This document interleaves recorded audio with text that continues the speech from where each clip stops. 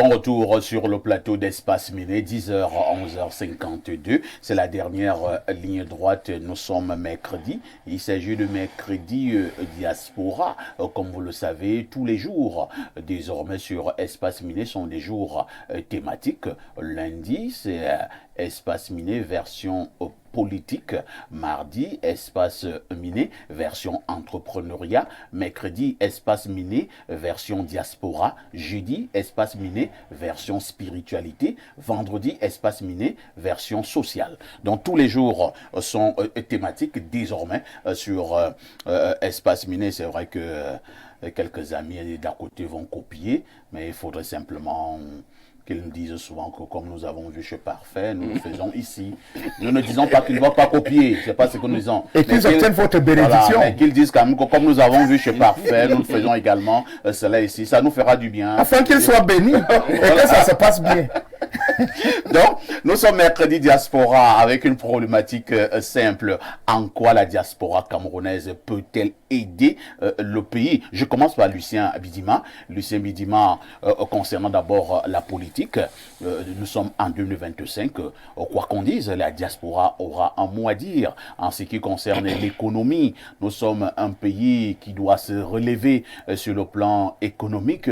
En ce qui concerne le social, nous sommes un pays qui n'est véritablement pas au sommet. Bref, dans bon nombre de domaines, ils sont nombreux qui pensent que le Cameroun devra avoir du soutien. Ce matin, nous voulons savoir comment la diaspora établie justement ailleurs, la diaspora camerounaise peut nous aider. Vous choisissez un pan sur le plan politique, sur le plan économique, sur le plan social, sur le plan culturel, sur le plan je ne sais quoi. Je vous passe d'abord la parole. Ok, je choisis tout naturellement le plan politique. Comment pouvait-il en être autrement? Voilà, parce que il faut dire que la diaspora aujourd'hui est très importante au niveau de la réflexion politique. D'ailleurs, nous demandons, on a recommencé les inscriptions, il faut que la diaspora se prononce. Et pourquoi c'est utile? Parce que nous avons affaire sur le plan politique de deux types de diaspora. La diaspora que j'appelle la diaspora citoyenne. Ces frères et sœurs qui sont partis de l'autre côté, chercher, étudier, et ils veulent ramener les richesses de ce côté-là au Cameroun pour soutenir notre pays dans tous les domaines. Ils sont bien structurés et à partir de là, ils ont leur mot à dire. Ils sont dans la légalité dans ce pays. Ils font l'honneur du Cameroun de ce côté. Alors, je leur demande de vraiment s'inscrire dans les listes électorales et de bien se prononcer. Bien se prononcer veut dire voir véritablement les enjeux. Nous avons également cette autre diaspora qui, malheureusement, vit là-bas dans l'illégalité et constitue un peu ce front totalement antidémocratique. Je ne veux pas prononcer le mot pour ne pas hériter ceux-là, qui le plus souvent même n'ont pas la carte d'électeur. C'est-à-dire qu'ils ne peuvent même pas décider ou alors peser de tout leur poids sur les décisions politiques au niveau du Cameroun, mais qui font beaucoup de bruit, qui détruisent notre image, qui enfoncent autant que fait ce peut le Cameroun par leurs agissements, et qui, à partir de là, ils ne peuvent pas avoir mon attention. Alors, j'ai dit à ceux-là aussi, qu'ils sont des Camerounais, ils ne doivent pas oublier que aujourd'hui, Parfait ici est établi comme étant un petit frère, ce n'est même plus mon ami. Si moi je commence à insulter mon petit frère ici, ce n'est plus le problème d'Aïssi, c'est le problème de Bidima. Et tu n'avais pas dit que cet homme est ton petit frère. Donc ce pays nous appartient tous et je leur demande de revenir sur le droit chemin parce qu'ils ont totalement la liberté de choisir qui ils veulent, de participer au débat politique. Mais en participant au débat politique, ils doivent accepter les autres. Est-ce que vous vous souvenez que moi j'étais parti en mission en France? Oui. J'ai dû changer la maison 3 fois lorsque j'ai été repéré par la basse. Ah bon? C'était. Vous avez été en danger? Très en danger parce qu'un m'avait repéré dans un bus, dans un train. Il a passé le mot. Oui, il a passé le mot. Il est venu me le dire. Il est là. Il est venu me le dire. Il m'a même montré une émission. Ça se passait sur Info TV. Parce que j'ai même voulu détourner. Il a dit, tu vois ce que tu disais? Voilà. Et que on t'attend à Paris parce que j'étais à l'Île-de-France. On dit on t'attend à Paris. Et effectivement, il a lancé le mot de passe. J'étais obligé de saisir par message l'ambassade de France et immédiatement l'ambassade a pris les dispositions avec les services de renseignement français. Mais quand je suis arrivé, on a dû m'extraire, mais j'ai trouvé au moins il y avait déjà plus de 50 compatriotes. Et qui pouvaient te faire la peau. Me faire la peau. Alors, mais on était obligé de me changer à chaque fois de résidence. Mais tu n'as même pas joui de toi. Je n'ai pas pu jouir. Vous voyez? Alors, mais cette diaspora qu'on condamne. Que je condamne, que je dis, vous êtes nos frères. Et je ne sais pas s'il y a un autre espace aussi démocratique au Cameroun comme FOTV, comme espace miné. Bureau et moi, parfois, nous ne sommes pas d'accord. Bien sûr. Mais on débat, mais on ne combat pas. Il te poursuivait pour tes positions ici. Mais oui, mais c'était terrible. Non. Alors, mais j'ai dit, non, on ne peut plus accepter ça. Mais là, prochainement, j'ai dit, bon, ben écoutez, je vais aller en France. Mais je vais vous donner un conseil, Vivima. Il faut encore t'inscrire en club, hein. Commencer encore à t'exercer au niveau des arts martiaux. Oui. Tu auras besoin de 25. Par contre, j'étais à Dubaï. J'ai salué un frère de la diaspora qui est ici au Cameroun, M. Valentin, qui est formidable là-bas. Il a été le représentant des Camerounais à Dubaï. Mais quand je suis arrivé, il m'a tellement accueilli. Quand il m'a amené chez tous les Camerounais, c'est-à-dire du nord au sud, de l'est à l'ouest, ils étaient contents de me recevoir. Mais ceux qui n'étaient pas d'accord avec moi, ils permettaient que nous débattions, que je dise mes positions, et ils étaient plus éclairés. C'est cette diaspora-là que nous voulons. Alors je dis à la diaspora, elle est utile. D'ailleurs, on ne peut pas l'écarter, parce que ce sont nos ambassadeurs, mais ils doivent être utiles pour le Cameroun. Merci Lucien Bidima.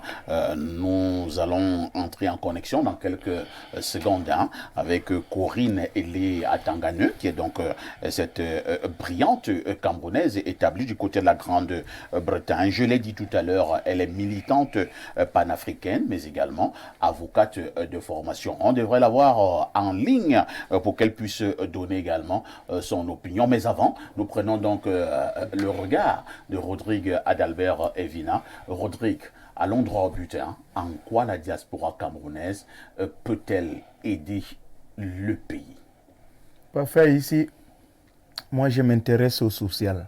Oui. Je ne suis pas un homme politique, peut-être que je le serai à l'avenir. Moi, je m'intéresse vraiment au social, et quand moi je parle du social, je parle de la santé. Quand je parle du social, je parle du développement de la cité. Tout à fait. Le président de la République lui-même, en temps vraiment opportun, dans son discours, a évoqué les frustrations des Camerounais liées à l'état des routes. Ces frustrations, on peut les observer comme ça, même dans le domaine de la santé.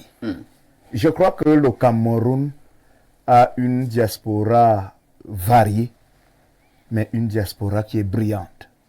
Cette diaspora qui impressionne le monde, de par l'intelligence, l'ingéniosité. Je lisais encore hier quelqu'un qui me donnait l'information, un Camerounais, il est médecin, voilà. Il est professeur, j'oublie son nom, qui vient d'être admis dans une grande organisation en France, pour ce qui concerne les médecins à travers le monde.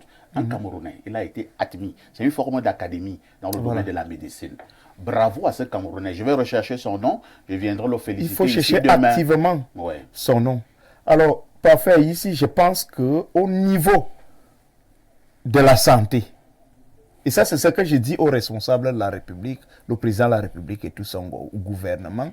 Il faut regarder au niveau de cette diaspora, en tout cas la tamiser, c'est-à-dire mettre de côté des frappeurs, donc des imposteurs, des gens qui n'ont pas de véritables repères ou de véritables assises à la diaspora et qui clament haut et fort leur influence. Et que sais-je encore, des choses dont on ne peut même pas vérifier. Mais il y a effectivement... La diaspora des réseaux sociaux. Voilà. Mais il y a effectivement ces médecins dont vous parlez. En Allemagne, en Suisse, en France, partout. et qui ont d'importantes connexions parce que ayant réussi à construire un certain nombre de relations, mais surtout des relations utiles. Vous comprenez? Cette diaspora-là peut donner un coup de main majeur à l'État du Cameroun au sens effectivement de l'amélioration de la qualité même de notre plateau technique. Ce n'est pas pour dire que le gouvernement ne fait rien au niveau de la santé, mais je pense que cette diaspora peut apporter un plus, peut apporter une contribution substantielle. Alors, en vue de l'amélioration. On parle de contribution. Oui. Ici, nous sommes précis. Hein. Vous voulez que la diaspora vienne construire des hôpitaux? Bien entendu. Que la diaspora nous aide à acquérir un meilleur plateau technique. Vous voulez que cette diaspora revienne soigner les Camerounais? Ici, avec des sociétés qui peuvent construire des routes à bas prix. Moi, je suis parfois choqué et indigné quand je suis à la maison et que j'écoute un ministre qui parle du coût d'un seul kilomètre de route. Et que vous voyez qu'ailleurs, les mêmes réalisations se font, mais pas à ce coût-là. Il y a beaucoup de choses qui dérangent au Cameroun. Donc, je crois que cette diaspora-là, qui a des ingénieurs qui sont très brillants, peut au niveau du Cameroun. Souvent ici, hein? Bien entendu. Mais la question c'est, est-ce qu'il y a ces prédispositions au plan de la gouvernance à faciliter, n'est-ce pas, à faciliter l'introduction, si vous voulez, l'adhésion de cette diaspora à la dynamique de la construction de la nation à travers tous les projets qui sont pensés par les responsables du Cameroun, parce que c'est un peu trop facile. Voilà d'accuser une diaspora qui ne veut pas faire ci ou ça. Mais cette diaspora qui est disposée, cette diaspora qui a des moyens, qui a de l'influence, qui a des véritables capacités au plan financier, relationnel et tout, est-ce qu'elle a la possibilité effectivement de venir au Cameroun réaliser un certain nombre d'affaires avec les facilités administratives du Cameroun? C'est la grosse interrogation. Et quand j'écoute les plaintes de cette diaspora qui nous parle au quotidien, je doute fort que ce soit le cas. Merci Rodrigue pour votre regard. Pierre Blériot-Niémec, nous sommes donc d'accord lorsque nous avons un certain nombre d'informations, lorsque nous discutons avec certains frères et sœurs de la diaspora. Bon nombre d'entre eux ont justement... Alors, je pense que nous marquons d'abord un arrêt. On me signale que Corinne Elé à Tanganeux est connectée. Bonjour Corinne.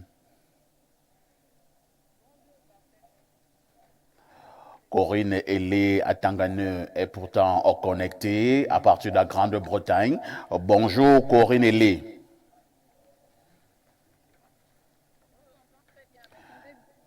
Elle est pourtant connectée, hein, mais nous n'avons pas un retour en studio. Troisième tentative, Corinne Elé, si vous nous écoutez, bonjour. Bonjour, je vous écoute et je vous reçois. Je vous entends très bien. M'entendez-vous? Merci Corinne Elé à Tanganeux. Je rappelle que vous êtes militante panafricaniste. Vous êtes par ailleurs avocate. Ce matin, nous parlons de la diaspora avec une interrogation. En quoi cette diaspora camerounaise peut aider le pays? La diaspora, si vous m'entendez bien, et j'ai même envie de dire capitale pour le pays, pour le Cameroun et même africain. Ce qu'il faut savoir, c'est que les diasporas du monde entier ont toujours été très utiles à l'essor de l'Afrique, à la libération de l'Afrique. Quand il s'agit de tous les mouvements, je dirais même politiques, qui a eu lieu. Grâce au militantisme panafricain, on a réussi à libérer Mandela. Grâce aux afro-descendants, grâce à la collectivité internationale. En ce qui concerne le Cameroun, nous avons une belle diaspora que tous les autres notre pays africain, qui soit aussi riche de connaissances, de cerveau, de cité, de force, pas pour rien qu'on nous appelle le continent.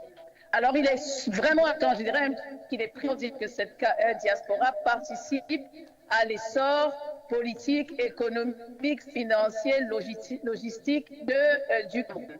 Alors, à tous les niveaux, je vais parler de la diaspora pendant 10 minutes, mais un des rôles essentiels qu'elle a, est de sensibiliser la communauté internationale, par exemple, sur les enjeux démocratiques du Cameroun. Nous savons que nous approchons des élections et la diaspora peut mettre la pression sur les gouvernements étrangers qui ont toujours leur impact sur les diasporas, qui a toujours un impact sur les gouvernements africains, malheureusement.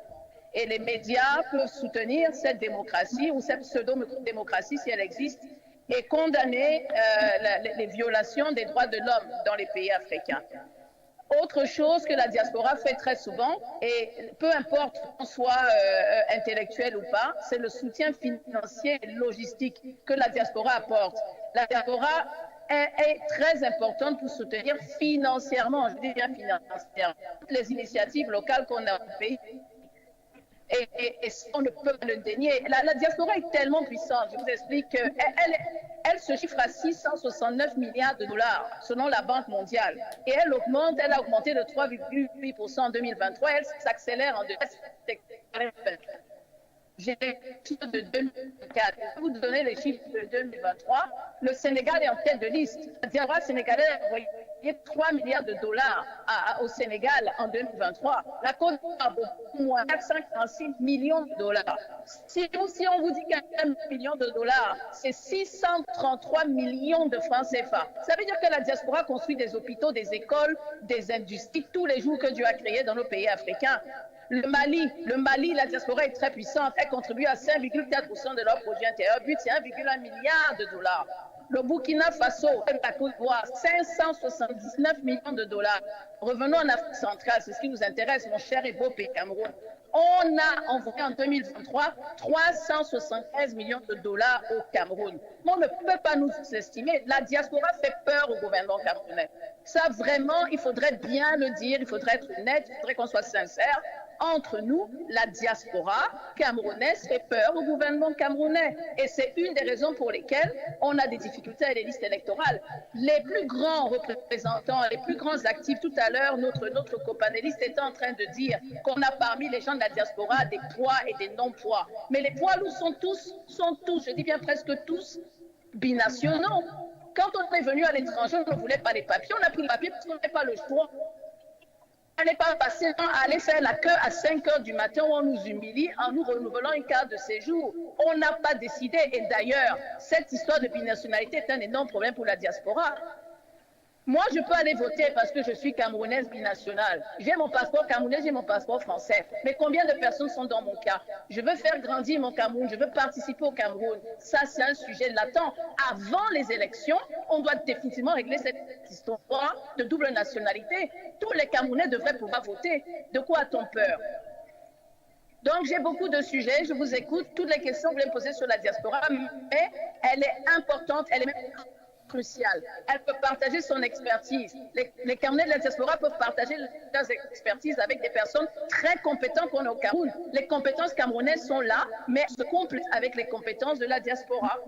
Les investissements économiques, les valeurs démocratiques, les réseaux de solidarité. Les réseaux de solidarité sont là. La diaspora, plus que jamais, on est sur des réseaux, des WhatsApp, des groupes WhatsApp par dizaines, où on contribue, où on peut participer, où on soutient nos frères.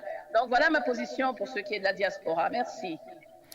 Merci Corinne Elie à Tanganeux pour votre participation de ce matin. Je rappelle que vous êtes militant panafricaniste et avocate. Merci. Info TV vous dit merci. Je vous en prie. Merci. À bientôt. D'accord. Et nous passons la parole à Pierre Blériot. Je pense que c'est Pierre Blériot qui devait donc prendre la parole. Pierre Blériot, vous avez suivi cette militante panafricaniste, avocate, Corinne Elie, du côté de la Grande-Bretagne. Elle y est depuis plusieurs années. Elle n'est pas passée par 4 chemins pour dire que la diaspora camerounaise fait peur au système en place. Votre commentaire? J'ai suivi avec beaucoup d'intérêt cette brillante Camerounaise. Je voudrais parler en images. Si vous voyez un papa au village qui a des enfants valeureux comme Bidima, Aïssi, Niemek, en ville, et au village il vit dans un taudis, il n'a pas de nourriture et autres, qu'est-ce que cela va vous inspirer? Est-ce que c'est un papa sorcier? Pourquoi ses enfants le fuient? Pourquoi il vit dans la misère? Le Cameroun est donc sorcier. C'est ça le problème. C'est-à-dire vous avez des enfants aussi brillants et autres, et on a l'impression que vous ne décollez pas. C'est parce que vous faites la sorcellerie à ces enfants-là. Quand vous sortez du pays, ne serait-ce que pour aller au Tchad, Ouais. votre mentalité change. Je l'expliquais quelque part. Quand on bouge, on change. Quelques parents l'ont compris. Bidima le fait. Faites sortir vos enfants du pays si vous en avez les moyens. Pas pour qu'ils aillent devenir des Français. Ils vont changer. Si vous avez des enfants qui dorment jusqu'à 9 heures, ils vont comprendre ailleurs. Tu as été ailleurs, qu'on ne dort pas. On ne dort pas ailleurs. Ici, les Camerounais sont victimes de sommeil. Un fonctionnaire dort à 9h30. Il se lève pour arriver même à sa salle de bain. Il a mal partout. Il se lave et il quitte la maison à 11h pour aller au travail. Si tu sors, tu vas te rendre compte qu'à 11h, le gars en Angleterre a fini son premier emploi de la journée. Il rentre se changer. Oui. Il va attaquer le deuxième vers 15h. Et tout. Mais tu vas voir où les gens marchent. À Yaoundé, quand tu vois les gens marcher, tu te dis qu'on a tapé sur eux. Ils sont fatigués. Ils n'ont pas d'entrain.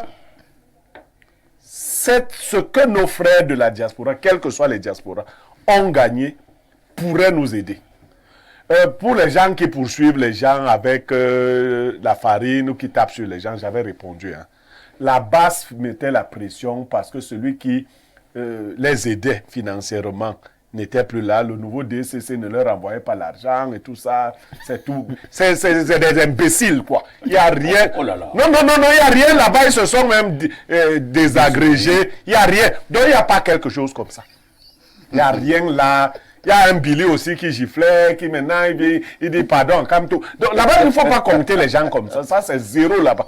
C'est pas de ça. Nous, on parle des gens qui sont établis dans des pays, qui travaillent, qui poursuivent des objectifs.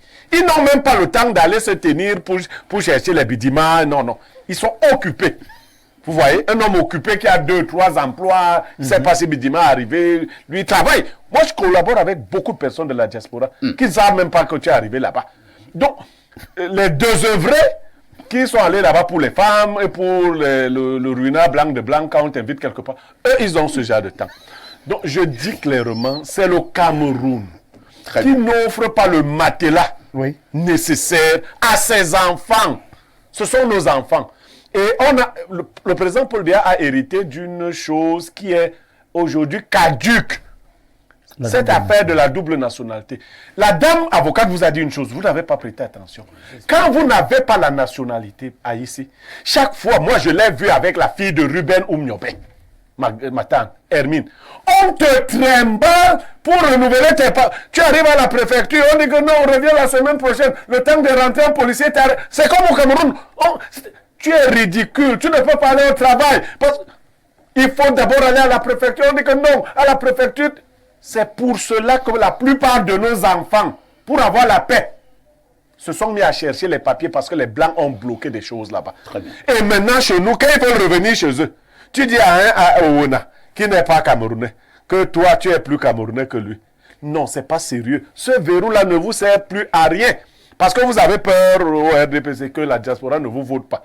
Mais même quand on ne vous vote pas, vous votez vous-même. C'est compris.